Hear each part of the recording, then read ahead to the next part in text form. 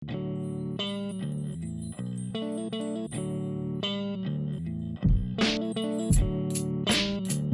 up, everybody, and welcome back to my channel. So today I'm going to be talking about the disappearance of Nathaniel Holmes, and this is something so incredibly important for me to cover, but even more so for you guys to listen to and to share to absolutely anybody that you know. Unfortunately, Nathaniel was only 17 years old when he went missing from Westminster, Colorado. He was a minor, but he was almost immediately labeled a runaway, so that drastically impacted the way that I think his case was originally handled and the urgency that there was behind searching for him. The only places that there is really a lot of information is the Vanished podcast and John Lorden. They both have covered this, and they both have spoken to Nathaniel's family. I've spoken with Nathaniel's family as well to clear up a couple of my questions, because unfortunately, when you have a case so small that has a lot of odd information in it, you can't afford to have the wrong information. So I'm incredibly thankful that they took the time out of their day to have a quick conversation with me. But I guess from here, we're just going to go ahead and jump right on into today's case. Nathaniel, as I said, was only 17 years old when he went missing from Westminster, Colorado on December 19th, 2017. He was a pretty calm guy. He was incredibly shy, just a really reserved person. He had a very small, close-knit group of friends, but he still kind of preferred to do his own thing. He was really into hunting and fishing and playing video games. He was really close to his family, which is one thing that I noticed right off the bat before even speaking to them myself. And his dad also taught him bagpipes. He really loved music, and this kind of forced him a little bit to get out of his shell, but he still kind of just remained this really quiet, introverted person. Now, despite actually going missing in Westminster, Colorado, he was from Arvada, Colorado, which is pretty much just a neighboring town, and he lived there with his 3 siblings and his father. His parents had been divorced for, I want to say, probably roughly almost a decade, and his dad had full custody the entire time. And it wasn't something that was, a complained about situation. I know I saw a lot of people on the Reddit thread thinking that maybe, he had issues with the custody arrangement. But as I said, this was going on for almost a decade, and everyone was incredibly comfortable with the situation. It was working out for everyone. They still got to have dinner with their mom on Monday nights. So that wasn't necessarily a big stressor in any of their lives.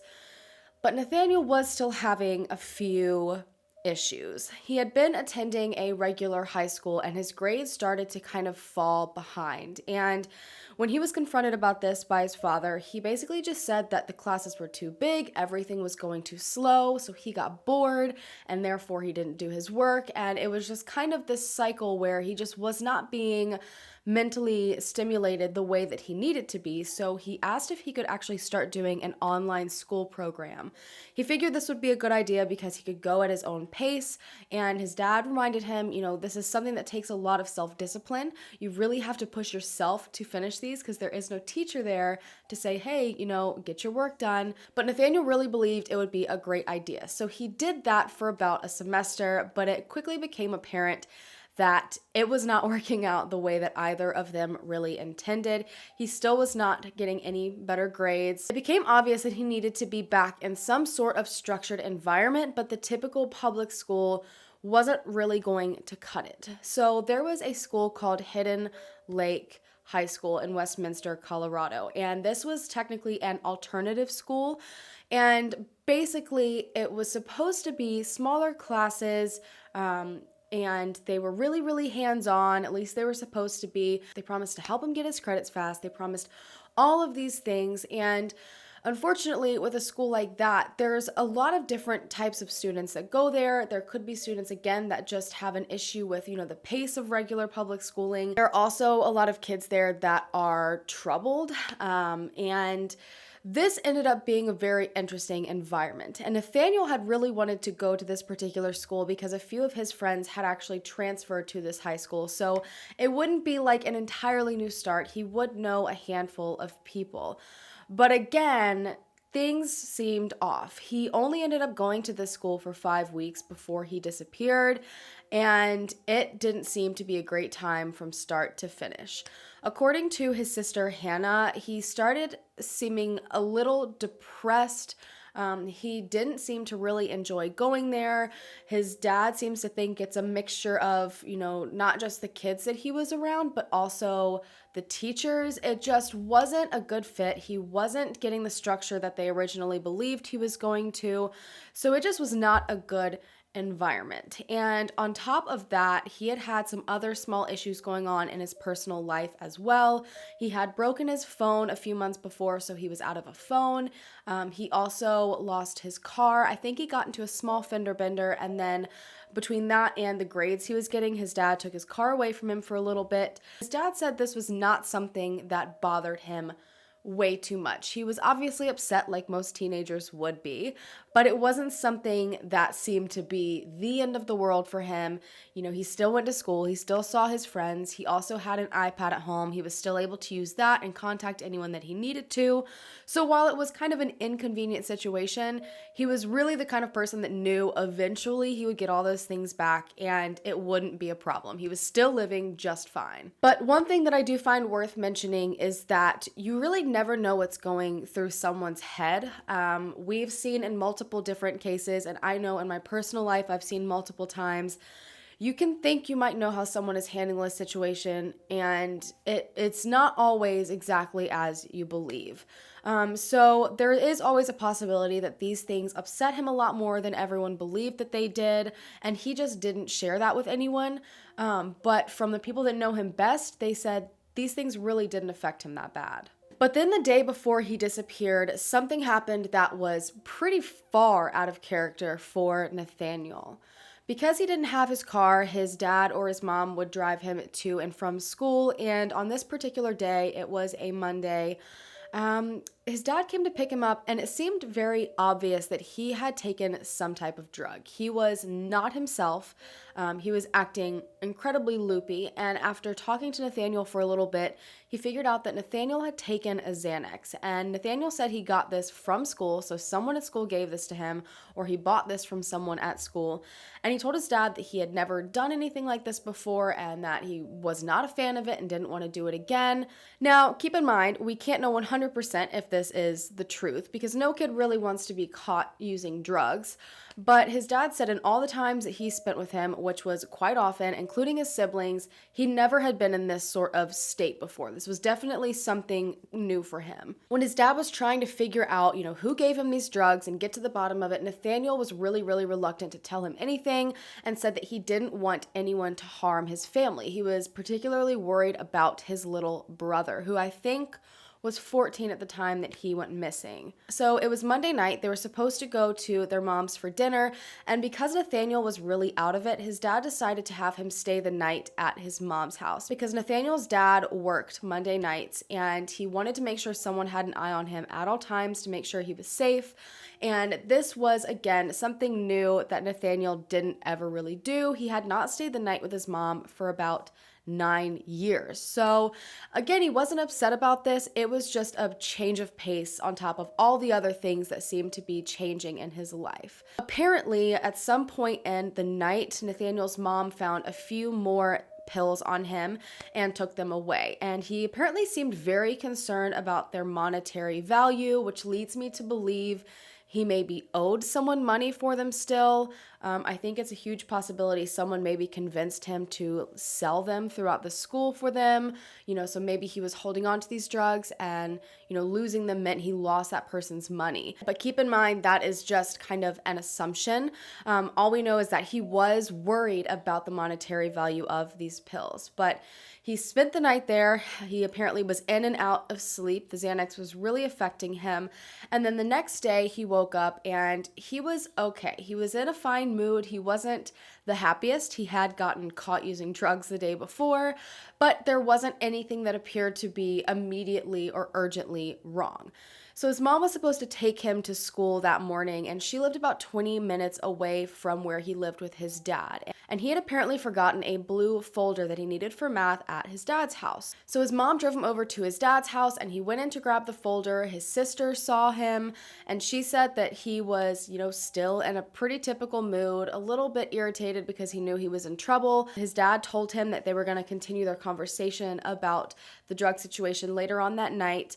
But again, nothing really out of the normal. And they were a very, very close family. He was only 11 months apart from his sister. They were very close in age. So usually if something big was wrong, one of them would have sensed it. His mom then drove him to school. I believe that his school technically started sometime around 9:45, and it was the last day before winter break, so it was supposed to be a fairly easy day. And she let him out of the car, watched him walk into the school, and left. And that was the last time any of his family ever saw him. His mom got a phone call from a random phone number later on in the day. I think it was a little bit after 10. No one is really for sure on exactly the time that the phone call was made, but it was Nathaniel. And he called his mom and said, I don't need you to pick me up today. One of Dad's friends is picking me up, so don't worry about coming to get me. But by the time school ended, Nathaniel's mom showed up at the school anyways, and he was not there to be picked up. So they decided to get in contact with the dad's friend. And this friend had absolutely no idea what Nathaniel had been talking about. There had never been a plan like that in place. Nathaniel at this point was out somewhere with no cell phone and no way for anyone to get in contact with him, so he was reported a missing person. Now, unfortunately, he was immediately labeled as a runaway. Everyone knew this was out of character for Nathaniel. He rarely ever went out. He never stayed the night anywhere. So for him to just kind of vanish didn't make any sense. And at this point, they assumed that he had been at school all day, and maybe he just left after school and went off with friends, or was just doing something to avoid talking to his dad about the drugs the day prior. But then they talked to the school and found out that Nathaniel had missed every single one of his classes that day, and the school had never called the family to let them know this. And it is their legal obligation to call when a student does not report to class, especially being an alternative school where a lot of the kids are troubled and they're at a very high risk for making not the best decisions. They should have called, but not a single person did. And to make matters worse, the school kind of continuously failed Nathaniel even after his disappearance. They started to try to figure out what exactly happened because his mom did watch him go into school that day, and they found out that right after classes had started, Nathaniel was roaming the hallways and he was trying to get the attention of one of his friends, Anthony, that was inside of a class. And the principal happened to catch him doing this and ask him, "What on earth are you doing? Why aren't you in class?" And he said that he really, really needed to talk to his friend Anthony, that it was an emergency, it was something very important, but the principal shrugged him off and said, "I'm not pulling anyone out of class. This can wait until lunch."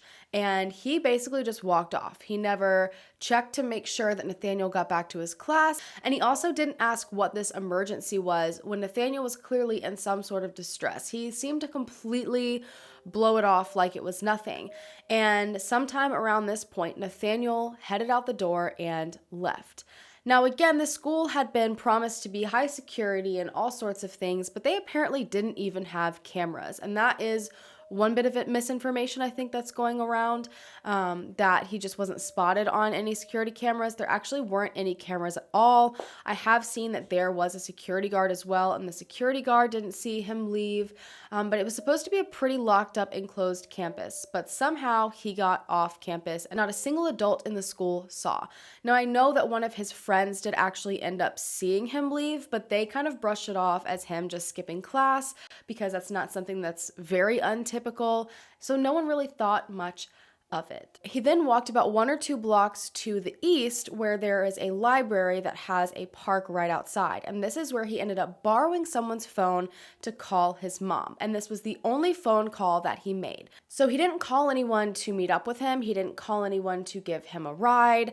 He didn't call anyone to even attempt to talk to them other than his mom to say that he didn't need to be picked up. This was something that completely shocked his family. They never really could have imagined him doing something like this, up and leaving. There had to be some big reason behind this. This is not something that he just would have done.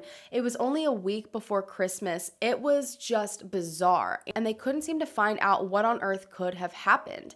The school was being incredibly uncooperative. They did not want to give the family any information. They claimed they were protecting the safety of others, but if that was the truth, they wouldn't have made it so easy for Nathaniel to just walk out of the entire school, especially after just speaking to the principal.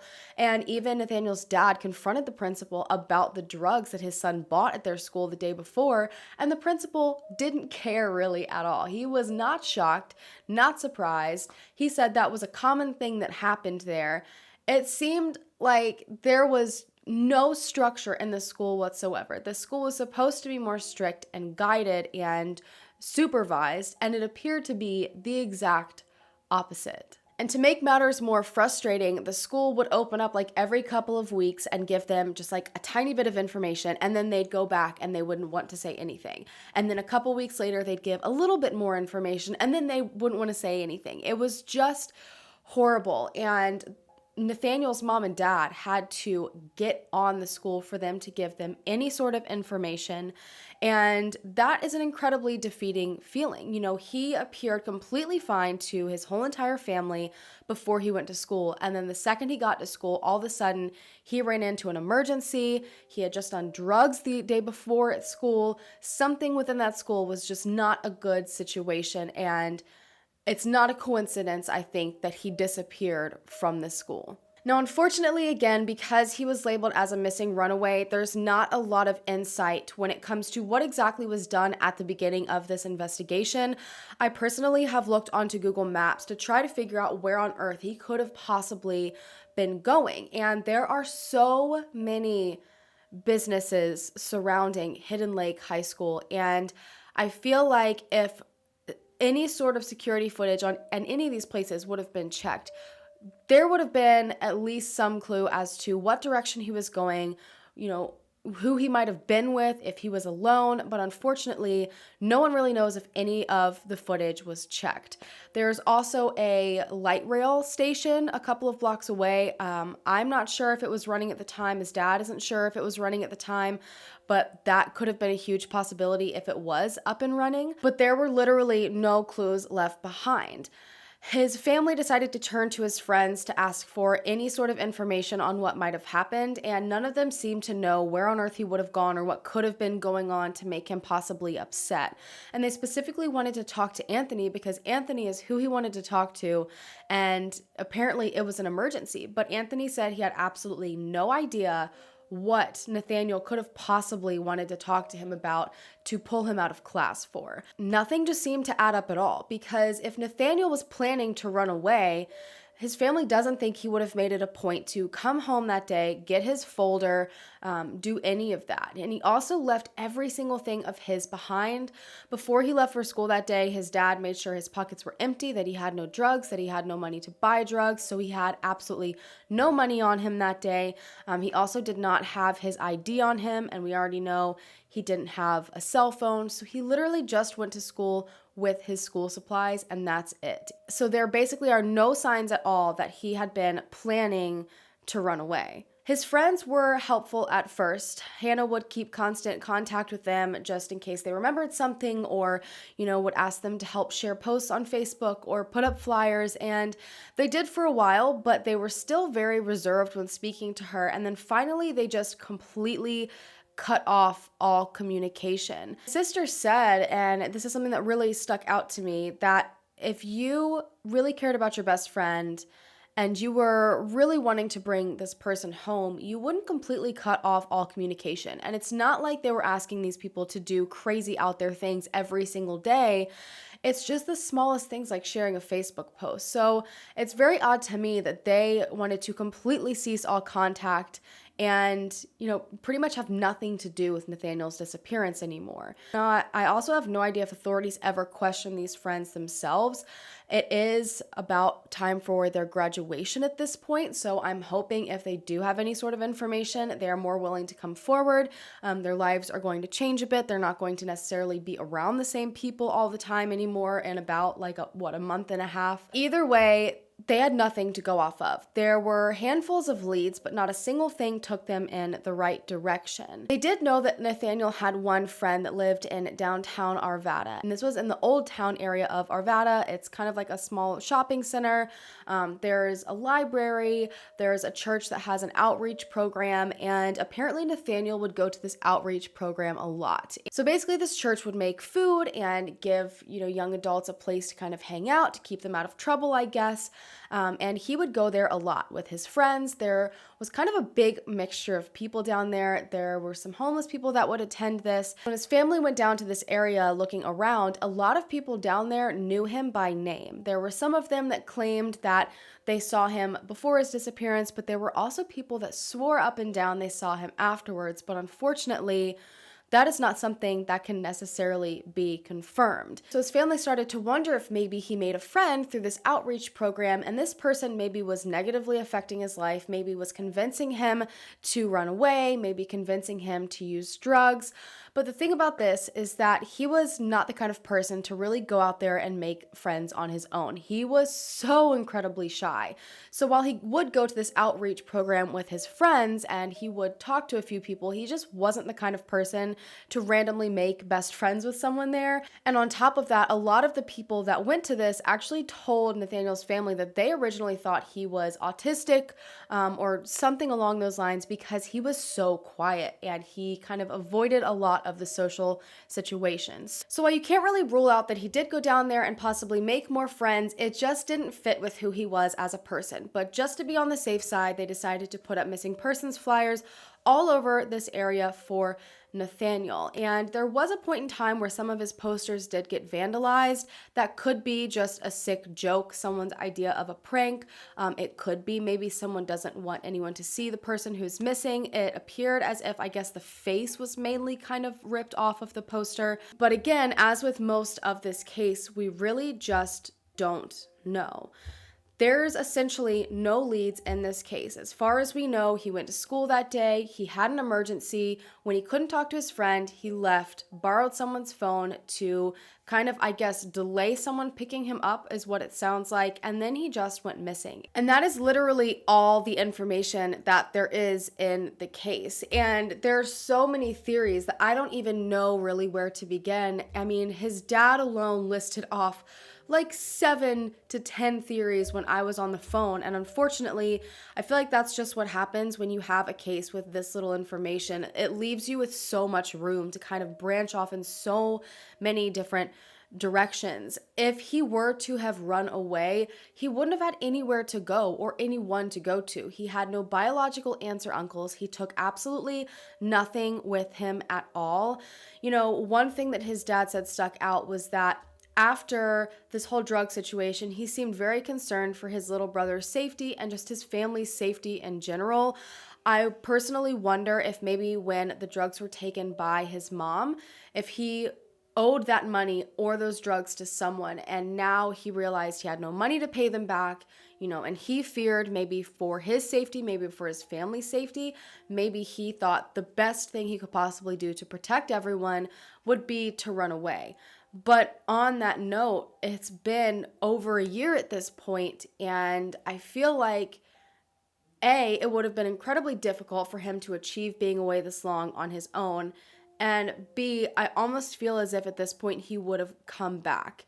He would have at least contacted someone. And to top it off, the principal didn't seem shocked at all that drugs were just casually being sold inside the school that he was in charge of. And to me, that says drugs were a huge problem there. Drugs were so much of a problem that it became normal even for the principal. So that really leads me in a million other different directions of possibilities. Was he maybe trying to tell his friend that he didn't have the money to pay someone back, or that he needed to borrow some money to pay someone back? I mean, those possibilities are just endless. Maybe that's why he called his mom to say, don't pick me up. Maybe he didn't want anyone that he cared about coming to the school just in case someone decided to act out. His family also said that he's a very, very vulnerable person, and he was so shy. So when he wanted to fit in, he could be convinced to do a lot of things that he wouldn't normally do and that were completely outside of his comfort zone. And again, this could have put him in a situation where he panicked and just decided to run. Maybe he was embarrassed about what he did,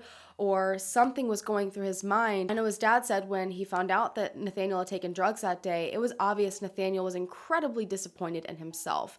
And he knew that his dad was disappointed in him. And maybe he just felt like he was stuck in this cycle of disappointing his family, and he wanted to run because of that. When it comes to Nathaniel willingly leaving, maybe he was depressed, maybe he was not okay with the situations going on in his life. That's really something that you can't rule out either. He was having a hard time the past couple of months, and he might not have displayed that he was struggling, but it's very possible he was struggling and just keeping it all to himself. And maybe those 2 days were just kind of like the straw that broke the camel's back. There just seems to be so many different questions in this case, and nothing at all left behind to answer them. I think the school failed him miserably. I think it's really unfortunate that they didn't feel the need to help as much as they possibly could and be as forthcoming as they possibly could. When you take on the position of a principal or a teacher or a counselor, it is your job to nurture and protect the children in your school. That is your job. You know, when a student goes missing from your school and you know you were the last adult to contact that person that we know of, you were the one that saw them distressed and trying to get in touch with a friend saying it was an emergency.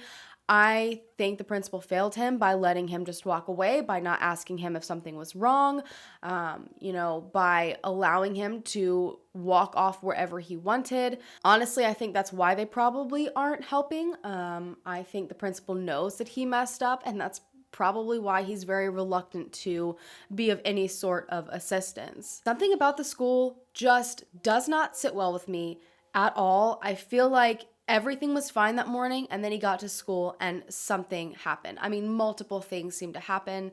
He went in there okay, and then all of a sudden it was an emergency. He had to see his friend. I think it's interesting that on that exact day, the school just so happened to not call his parents to let him know that he didn't show up to any of his classes.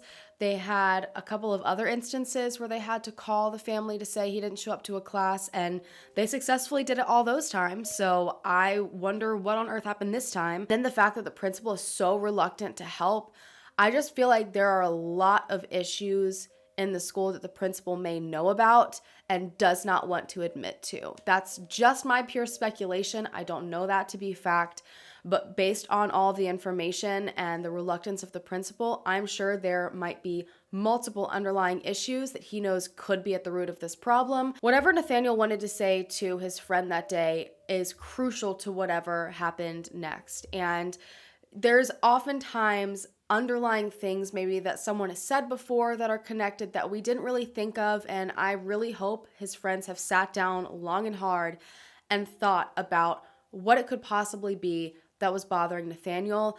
There's a huge possibility that maybe they're just scared to say something, maybe they're involved in something that they think they're going to get in trouble over, or they're surrounded by people that maybe they think will act out if they say anything.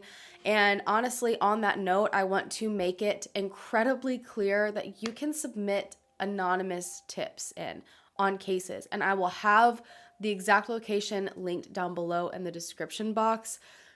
Being a teenager is scary. Knowing secrets about someone who went missing is very scary. I can imagine that.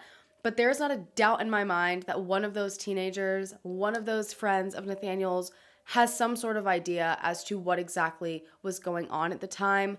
Just one small bit of information that just so happens to link multiple other puzzle pieces together could change this case drastically. It could bring Nathaniel home to his family. And I really hope people that might be sitting on information think about that fact. They think about the fact that they have the ability to help a family and they decide to take it. All of the links, as always, will be listed down below for any sort of tips to be brought in. Right now, that is largely what they are relying on. The detective on the case only works about 4 days a week, and he has very, very limited information, you guys. Obviously, as you can see, this is not the largest case. It does not have the most evidence.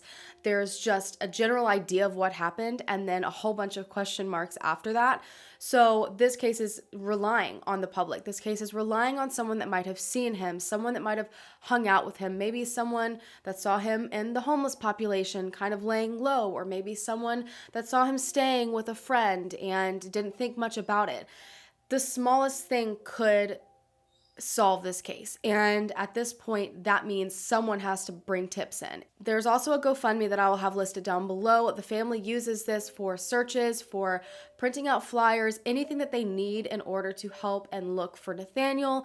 There's also a $10,000 reward, you guys. $10,000 to someone that brings forward information that leads to the whereabouts of Nathaniel. And again, you can submit these tips anonymously. So if you know anything, you can go ahead and submit this to Crime Stoppers. Crime Stoppers will literally wire transfer you the money if it gives them the information that they need. Again, completely anonymous. I have submitted a few tips to Crime Stoppers anonymously. It does not ask for a name. It asks for nothing. It takes 2 seconds to say one thing that could change everything for a whole entire family. And I know I've said that 100 times, and I will continue to say it 100 more times. It is so incredibly important. On that note, you guys, I'm gonna go ahead and go. I quickly just wanna say a massive, massive thank you to Nathaniel's family for helping me out with this information. I know it is not easy at all to sit down with a stranger and tell them and relive probably one of the worst days of your life. Honestly, I love being able to hear it from their point of view, but it gives me so much anxiety because I know the level of pain it probably puts them in to talk about it. So I want to thank you guys, if you're watching, and I'm pretty sure you are, so much for taking the time to talk to me and trusting me with this story and trusting me with his information, because I know that cannot possibly be easy. I also want to thank you guys for taking the time out of your day to listen to Nathaniel's story. It would mean the world to me if you left just some words of encouragement down below for Nathaniel's family. And also, it would mean the world to Nathaniel's family if you guys would share this video or his missing person poster all over the place, you guys. I want to spread his face as far as we possibly can. There's no telling who might have seen something. Share it to your Facebook, your Instagram, Twitter, anywhere you possibly can, you guys. I had a big moment the other day after my phone call with Nathaniel's family where I felt so small for a minute. And I feel like when you're surrounded by things that seem like they should be impossible, and when you're surrounded by these ideas and these, cases where people just vanish, and, you swear up and down, it can't possibly be this easy to just disappear. And then it is, and you realize how small you are in this big world. You can feel so insignificant. But then I remembered what we have here and the strength that comes in numbers. And yes, it's so unfortunate that someone can so easily go missing and you can feel so small in situations like this. But the power in numbers, the power to share this information, the power to help in any way possible adds up so much faster than any of you guys even think. You just watching this video does so much for this case. And I hope every single one of you knows that and knows that I appreciate you tuning into these videos every week. Every family appreciates you guys tuning into these videos every week. Please don't ever be the person that turns a blind eye. Always be the person that shares the missing persons posts that you see all over Facebook. Always be the person willing to just do one small thing for someone, because those small things that you may think are insignificant, that you may think won't help someone, when you and every other person around you does it, that adds up to something massive and can change so much more than you know. But I'm gonna go ahead and stop myself right there before I ramble on too long. Again, thank you guys so much. Do not forget to share any information that you can. All of the links and numbers will be listed down below if you have a tip to turn in about Nathaniel's disappearance. Don't forget to hit the subscribe button to become a part of the Howlin' fam, and I will see you guys in my next video. Bye. 'Cause I need you, and I miss you. You know I walk 1,000 miles if I could just see you. If I could just hold you. If I could just see you.